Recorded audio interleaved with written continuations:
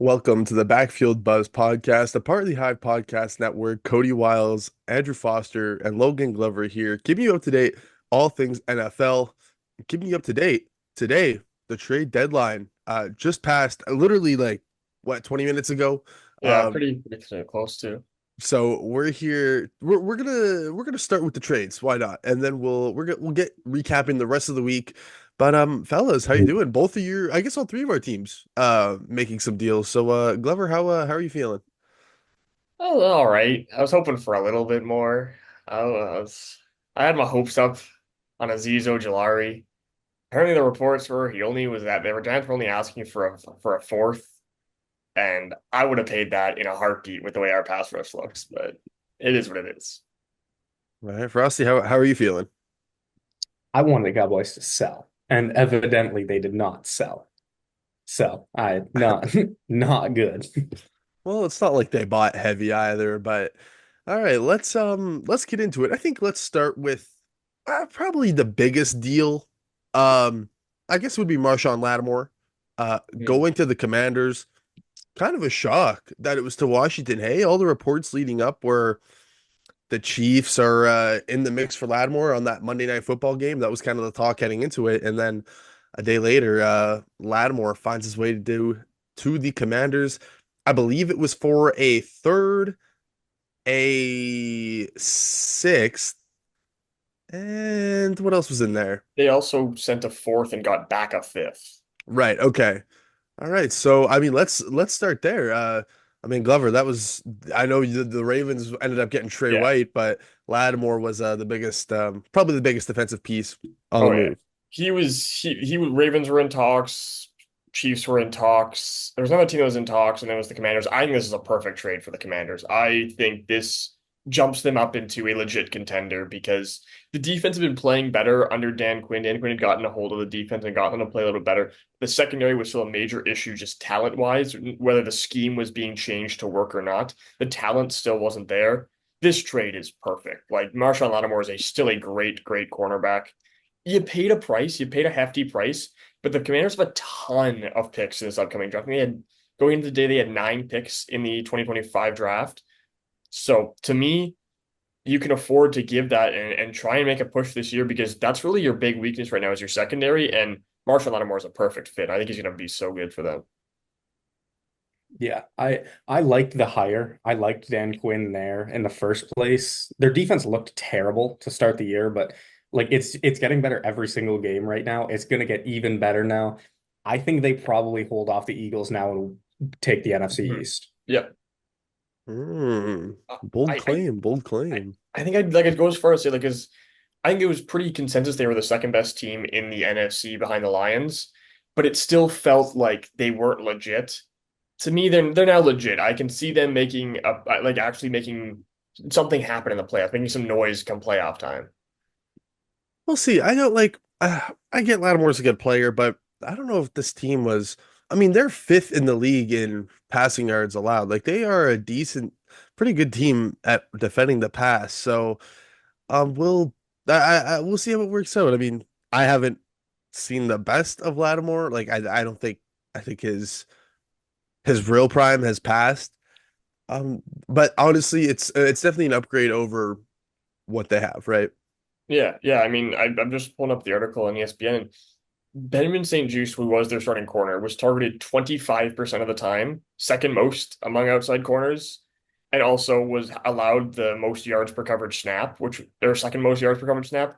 Lattimore's the opposite, lowest target rate, third lowest yards per coverage snap. Like he doesn't get thrown the ball. He cuts off an entire side of the field still at this age. I still think he's one of the elite top 10 corners in the league, in my opinion.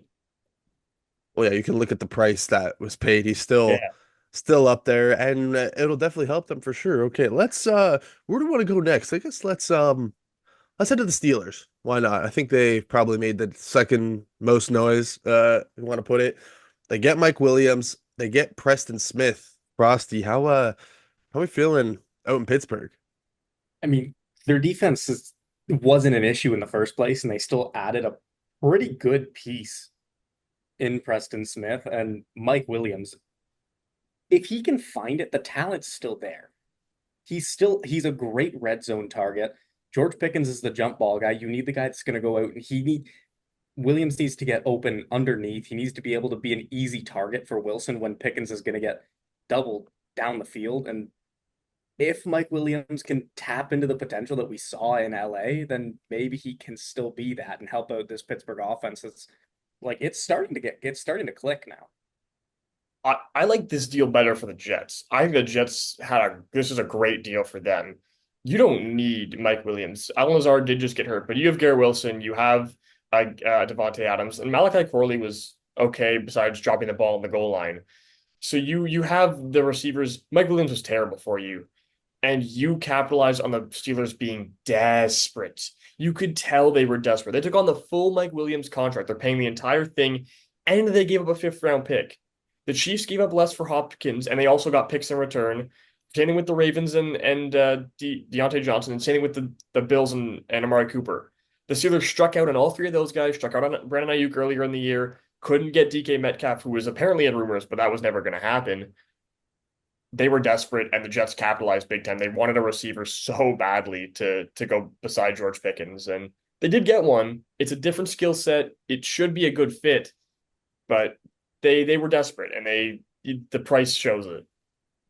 I will say though, I think the deal for Preston Smith was good enough that I think the Steelers True, broke even on the deadline. true. I do think the Mike Williams trade was terrible, but they were so desperately in need for anybody that could catch the football that they grossly overpaid for him. Yeah, so it's a fifth for Mike Williams, a seventh for Preston Smith. But yeah, the biggest thing with the Mike Williams, like you mentioned, Glover, is they're paying that whopper of a contract. So let's move over. I guess we're talking about the receivers here. We've commented on the rest of the receiver trades a little bit because they were happening as we were getting up to the deadline. What's your guys' favorite deal? We'll go here. Devontae Adams to the Jets, DeAndre Hopkins to the Chiefs, Amari Cooper to the Bills, or Deontay Johnson to the Ravens. I mean, you can throw Mike Williams to the Steelers in there as well. So out of the five, let's start with you, Glover. Which deal do you like the most? I don't know.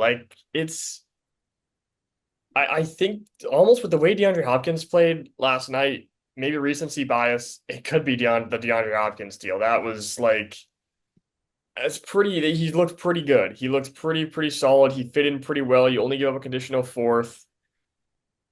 It's not bad. It's really not bad. And they were desperate too, but they went early and then weren't forced to pay that extra premium on it. I think I would go DeAndre Hopkins because Amari Cooper and Deontay Johnson are both going to open up the offense, but not have crazy impacts themselves, I think. Whereas DeAndre Hopkins is going to be the second target there. He's going to be getting tons of work, and he's going to really help get this Chiefs offense clicking. Well, the Bills and Ravens offenses were already clicking. They're now just going to be moving a little bit better. The Chiefs needed to get going, and they obviously did against the Bucs last night with DeAndre Hopkins. Yeah, I think it's pretty easily DeAndre Hopkins at this point. I mean, that was the best game that Patrick Mahomes has had so easily this Yeah. year, and D-Hop was at the center of it. It was him and Travis Kelce. Those were the only two guys that it felt like Mahomes was targeting all game long, and it worked. If D-Hop is still going to be just go get every single one-on-one ball, anything that's thrown his way, he's going to come down with, then I think it's easily DeAndre Hopkins. That they'd be real scary if Rashee Rice was there. I tell you what, they would be pretty scary. I don't think he's been ruled out for the year, Yeah, I Rice, think he has he? has. I think he might. They're saying he could come back for playoffs, but I think it's ACL, so I don't think he's pretty cooked. I don't think it was a full tear though, but No, he but I did think get he's. he did get surgery. Yeah, Um, I mean, I'm seeing that there was no like structural damage, but I I don't doubt. know. We'll see. Yeah, I don't know. They would be scary with Rice. I mean, also the Chiefs paid the least amount for D Hop, right? Like the Jets, they paid a conditional third for Adams that could become a second. The Bills paid a third and a seventh for Cooper, while also getting a sixth back. I The mean, the Ravens paid Ravens, less for Deontay. yeah, the Ravens didn't pay much at all for Deontay, but at that point, Hopkins is just a better player. So, yeah, well, lots of wide receivers on the move. If your team needed a wide receiver, this was the deadline to Yeah. go get one. Let's go to the Detroit Lions. They get their edge rusher, Zadarius Smith, I mean, it's hard to complain at this deal, right? Unless you're not a Lions fan. Yeah. You could be upset about it, eh, Frosty? Yeah, like the rich get richer at this point. I mean, that was they had one hole to fill. It felt like with Aiden Hutchison out, they filled it. Like this team is gonna be, I think, the toughest team to beat, regardless of who's trying to play them, because they're just gonna wear you down for 4 quarters straight. Yeah. Yeah. I mean, it was such an obvious hole, and there was rumors for a while that they were going to do it, and finally did. I mean, they held the Packers to 14 points. Granted, it was a little bit of a messy weather game, but they held them to 14 points with no sacks. This team had no real pressure being created by any of their D linemen without Aiden Hutchinson. So Darius Smith, worst case scenario, draws more attention to the O line and now opens up a situation where guys like Ali McNeil, Levi Onwuzurike, James Houston can get through a little bit easier and not aren't stuck because none of those guys can beat a double team. They're not talented enough to do it. But maybe with Darius Smith taking all the double teams, there's potential there. And I think they also get Marcus Davenport back in a couple weeks. That should also be a big boost. 100%. All right. Well, let's Frosty, I'll give you the floor. Jonathan Mingo, going to the Cowboys, kind of just like out of nowhere kind of deal to me. Help us make sense of what happened there and ultimately why the Cowboys went and did that. I'd love to. I can't. I don't really understand why they did. I get he's a 23-year-old receiver. He's got, I think, 3 years left under team control. So he was a second round pick in last year's draft. Like, he's got talent. The potential's there. There's just no need to pay the price that they paid, sending a fourth and a seventh, or sorry, sending a fourth and getting a seventh back. There's no need for you paid more for him than the Chiefs did for DeAndre Hopkins. You paid more for him than the Ravens did for Deontay Johnson. Like, Jonathan Mingo couldn't. He was third on the Carolina depth chart after Deontay Johnson was out and after Adam Thielen was out. He's still behind Xavier Legette and Coker. So like, there's just no need to go get him, and this wasn't one of the 15 needs that this team had going into the deadline, anyways. I was gonna say receiver, not really like what Yeah. No, hey, maybe the CD injury changed some things, but Yeah. But but like But even still, Jonathan, if you're down CD, you're down Dak Prescott, Micah Parsons and DeMarcus Lawrence have already missed over half the year. You're 3-5. Two teams in your division are 6-3 and 7-2. yeah. You're just not making it this year. That You're just that's my not going to. that's my thought. Is if you're doing this in like because of the CD injury and CD, CD's gonna miss 2 weeks or whatever, why the heck Jonathan Mingo's not fixing that problem? He's he's not doing anything. He's not moving me at all in that sense. It doesn't make a whole lot of sense for the Panthers to give up on a 23-year-old, but at the same time, you get a fourth round pick back. I can live with that. But for the Cowboys, yeah, this doesn't. If you want to compete, that's the wrong move to make. Give up that fourth for Mike Williams or a defensive player or an offensive tackle or a running back. Travis Etienne was available, I think. You know, you could have made that swing for Cam Robinson a couple weeks before the Vikings did. Bang, there you go. There's your Terrence Steele replacement. I don't know. all right, confusion in Dallas. The Jerry Jones Geriatric special. Jones. Nothing new. Um, I mean, nothing else really big. You mentioned the Cam Robinson to the Vikings. Baron Browning to the Cardinals, I think was a sneaky little pickup.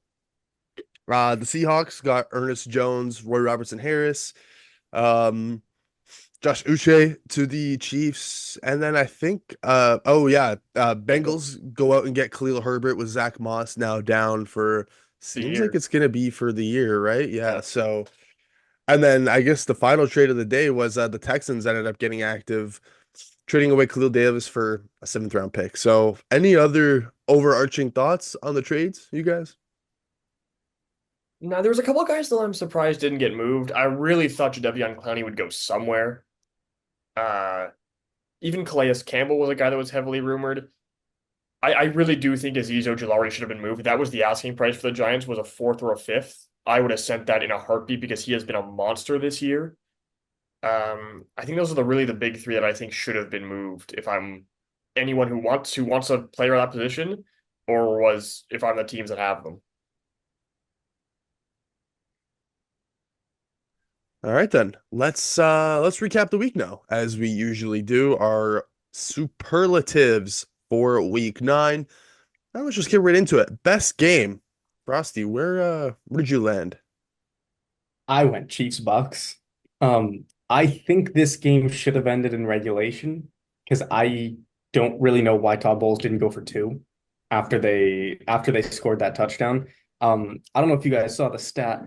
Four teams this week scored a touchdown in the last 2 minutes, down by seven. They all kicked the extra point and they all lost. There's Interesting. especially on the road in the Bucks sense, in the Dolphins sense, even though they lost on a field goal in regulation anyways. But you going for two there, I think, will you have the momentum on the road against a Super Bowl contender? I think you have to take your chances and try and just go for the jugular while you have it. See, I don't know if this is just me. I've seen a lot of discourse about like they should have went for two. I like the decision to just go for one and get it to OT. That's always been my thought process. I don't know what the numbers say, but if they go for two and they don't get it, what's the talk like, right? Are there Todd Bowles being called an idiot for going for two? So, I mean, if they win the coin toss, at the end of the day, it just comes out of the coin toss. If Yeah, Tampa Bay wins the coin toss, is this outcome different? I think that's the thing is if you go for two, you're putting the fate of the game in your team's hands, not a random coin flip's hands. You then control. It's on your team to score the 2 point conversion. It's the coin toss is stupid. We've like if you think that's a good overtime system, you're an idiot. Respectfully, you're an idiot. Like it's such a terrible. You saw Baker Mayfield's reaction. That coin was flipped, wasn't his.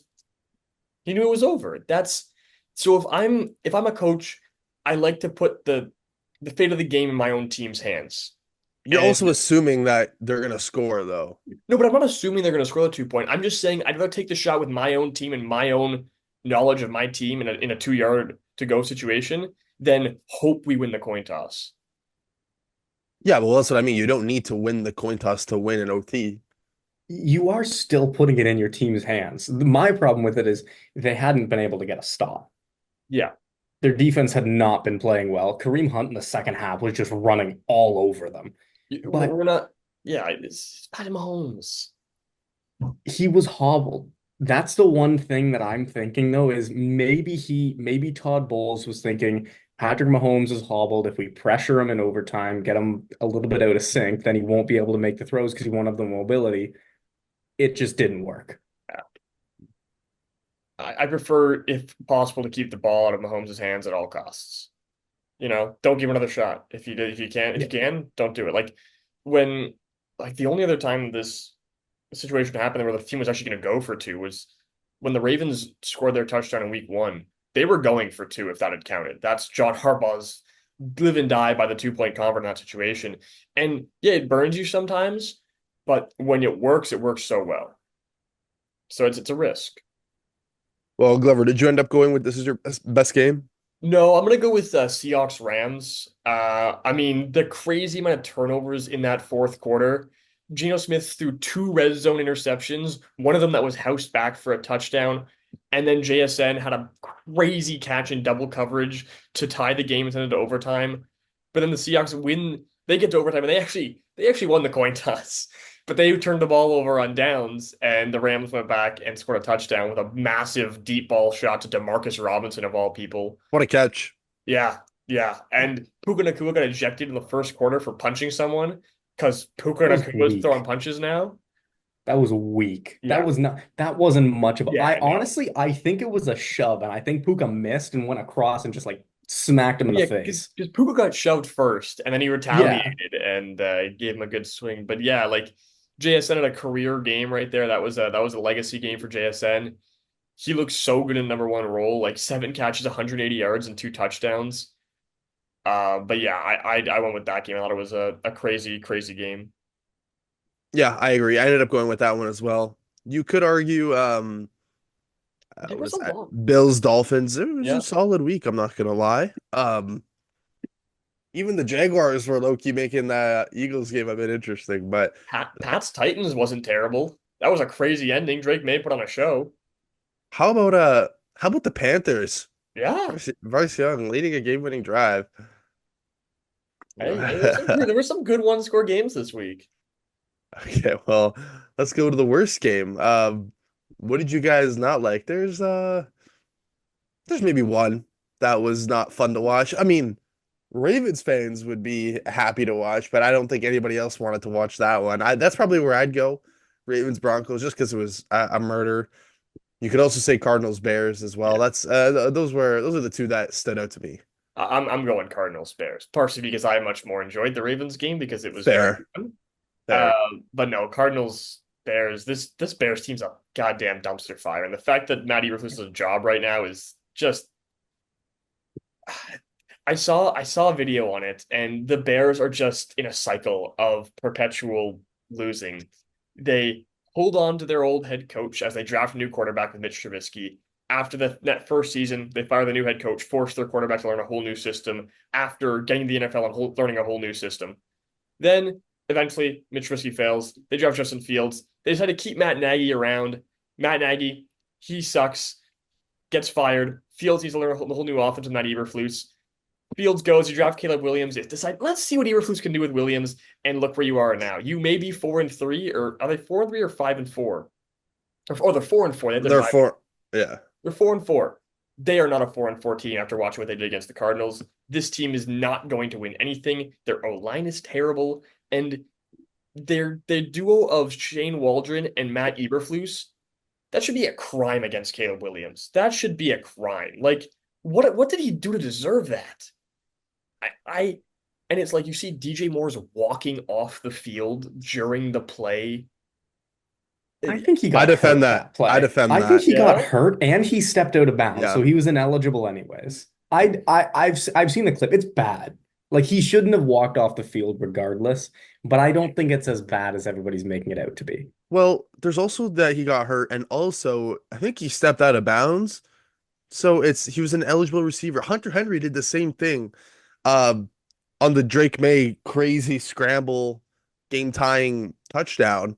He Yeah. stepped out of the back and then just kept walking to show that he wasn't an option. It was pretty funny though. He's sitting on the bench and Caleb He Williams actually is went over his still run. bench. He sat down as Caleb Williams is running for his life. It looked like he was limping though. Yeah, but regardless, the locker room has lost faith in Matt Eberflus, and Caleb Williams, partially due to the system, partially due to O line, partially due to just growing pains, but he just can't hit these targets. He's got the weapons in Rome, Keenan Allen, and DJ Moore, but it seems like every week it's 3 or 4 catches on 10 or 11 targets, and they're just uncatchable balls. I think all three of those guys are top 10 in uncatchable passes this year. But then again, Caleb was making a lot of his throws while falling over backwards. He got sacked 6 times by the Cardinals. Like, I really think that this team wasn't ready. And Matty Eberflus is a problem. Shane Waldron's a problem. The O line is just a disaster. But yeah. Yeah, you were talking about them losing the locker room. I believe after the game, DJ Moore was asked, has Eberflus lost the locker room, and the quote was, "I want to say no." Um, so let's. I mean, oh, Frosty, what was your worst game? I went Colts Vikings. Okay, Oh, okay, This okay. was terrible. The that first was half true. was some of the sloppiest football I think I've ever seen. The kickers went 0 for 3 combined. There was, I believe, 6 turnovers in this game, not including the missed field goals. Yeah. The Colts' only touchdown of the game was a scoop and score fumble that could have been called a face mask again on Sam Darnold. The offense doesn't look any better under Joe Flacco this game than it did under Anthony Richardson. 16 for 27, 179 yards and 1 pick, no touchdowns. It was ugly. The Vikings didn't really play very well in the first half either. They got shut out in the first half. They missed their only 2 field goals for chance to get points. They turned it on in the second half and put up all 21 of their points, but it was just bad football, especially for prime time Sunday night football. Yeah. The one thing is Will Riker got hurt, I think, and he's now on IR. So that must Yeah. have been part of it. 'Cause I was like, how are these kickers missing all these kicks inside a dome? Like we're playing in an indoor stadium, no wind, no outside interference, and they kept just shanking them. But yeah, that was a messy, messy game. I do think with the Colts and Joe Flacco, I think this is just the Vikings defense is when they're playing a sub, like a non-elite quarterback, they're gonna shut them down. And I think this Colts team can't compete with an elite defense with whoever, but they can still compete with the mediocre teams and maybe sneak in. Well, only time will tell. Let's keep moving on here. I think we touched on the worst team in the Bears. Are we all in agreement on that? Uh I think it's between two. I would say Bears, but I could see somebody saying Saints. yeah, I said Saints last week. I'll cut them the no, you I It want to was cut a them pretty the disappointing loss. That's their seventh that's straight the That loss. thing. that's with Derek Carr back Yeah, I too. was gonna cut them the injury slack. No, I'm going Saints. I'm going Saints. I mean, you lose to the Panthers, you fire your head coach. Should have been the second head coach fired, but you fire your head coach and you lose to the Carolina Panthers in 2024 with your starting quarterback. He also threw a suicide ball to Chris Olave that Michael Thomas loved. Um, and this is a disaster.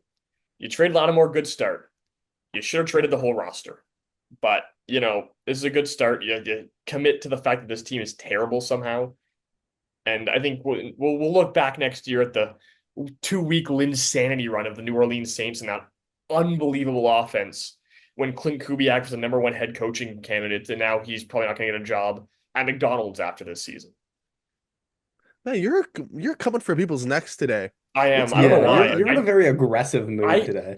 I really don't know Why what it are is. I feel like some of these teams gonna wake up. I just feel like we're in week 9 here, fellas. Let's understand where you're at as a football team. all right? Well, who has woken up to you? Best team in week 9. I went with the Ravens. I mean, shocker.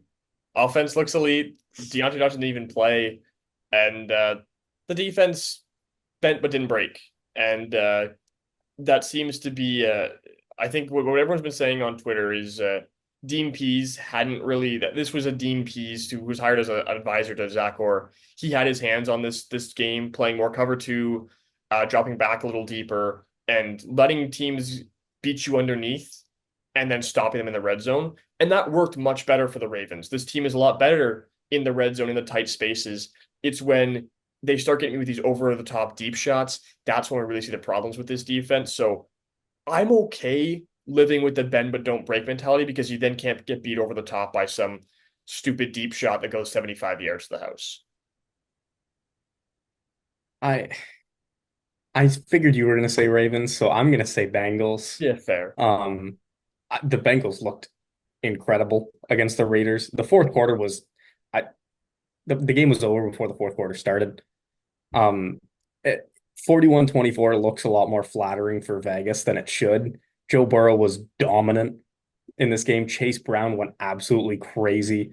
Their offense looks like it's might just be able to carry them to the playoffs somehow after their abysmal start, and the defense looks competent.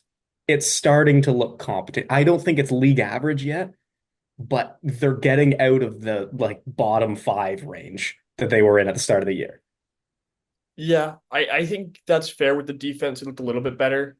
They did still allow 17 points on offense to the Raiders. One of them was garbage time. But I think that the offense is elite and they didn't have T. Higgins this game. So the offense they'll be in a shootout every single game. If it's a Bengals game, take the over. There's them and the Ravens are both going to be in similar spots. They play on Thursday night this week. That game's going to be just like the last one, 45-44. Um, but yeah, the defense needs to find their stride. The offense is good, really good.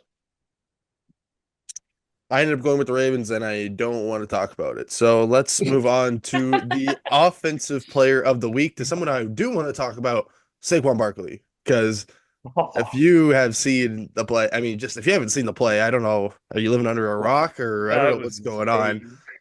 Pretty disgusting. And he had a great day, 159 yards and a touchdown. Also got it done in the receiving game, another receiving touchdown with 40 yards in the air. I mean, to me, this wasn't even close just because of the highlight reel Yeah. that he was. But if you guys have any other competitors, I'm open to hearing it.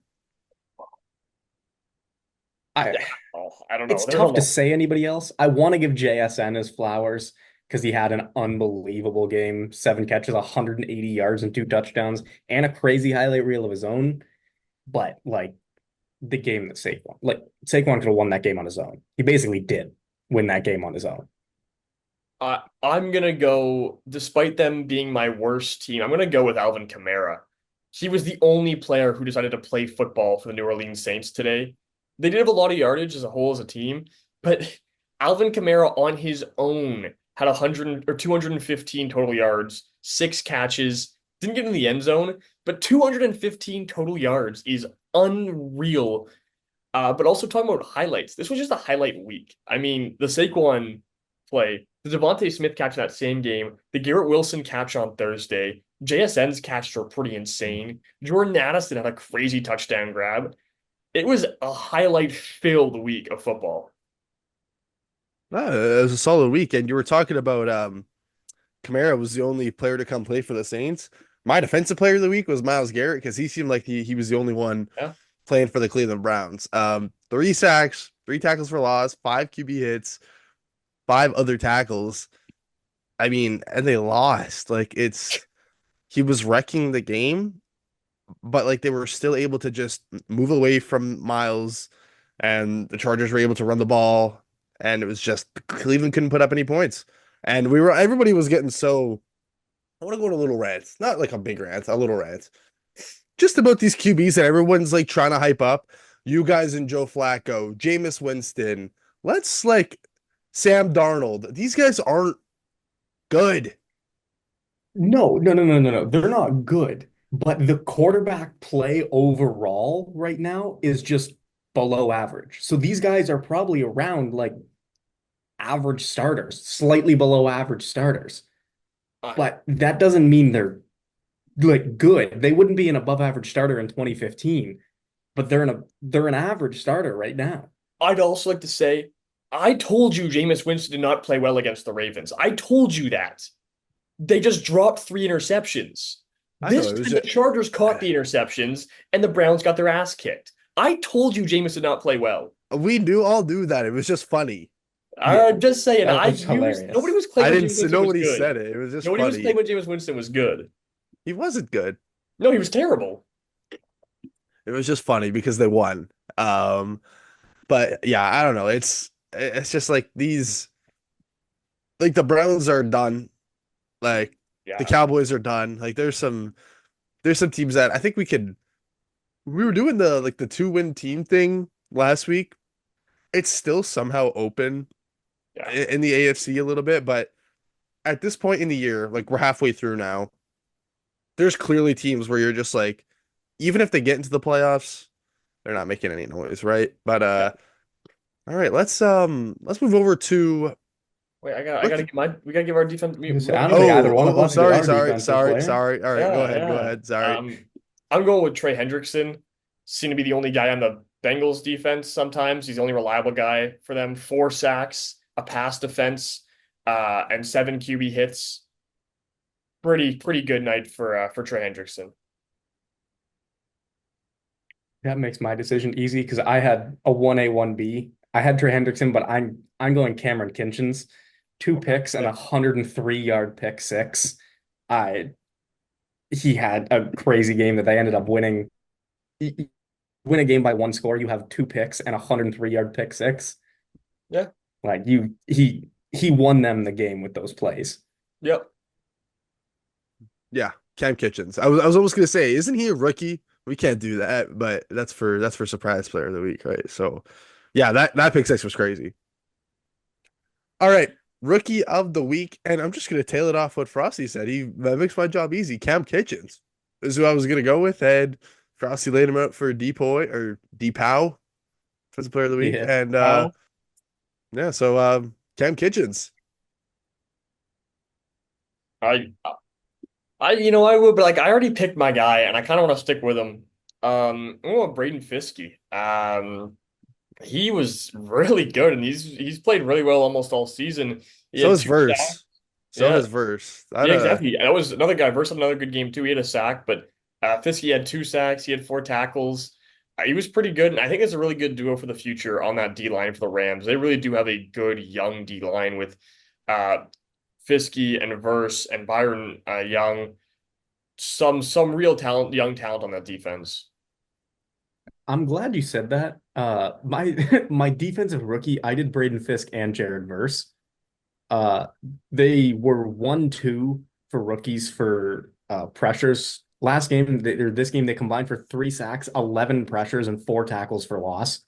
Like, yes, it was a Seahawks O line that is like Swiss cheese, but like still, they dominated. Yeah, They dominated that game. I mean, And like the Rams just constantly draft talent. Don't yeah, forget it about Cole was Turner, another Yeah. young player on that D line. it was a real good game. Yeah, just for young players in general. The Rams, Cameron Kitchens, Jalen McCullough was pretty good, and he's pretty young. Darius Williams had two pass knockdowns. Kobe Durant.